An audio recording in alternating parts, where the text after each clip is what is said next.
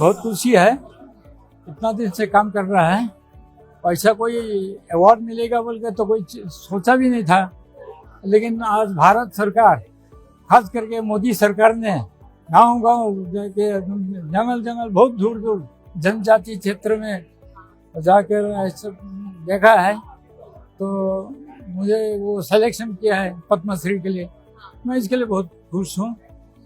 हमारा समाज में तो ऐसा कोई करने वाला भी नहीं। पहले हमारे डिस्ट्रिक्ट में पद्मश्री मिला है, तो अभी के जो जमाना का जवान लोग को भी मालूम हो कि समाज का कोई अच्छा काम करने से ऐसे उनको रिजल्ट मिलता है, तो उत्साह देता है।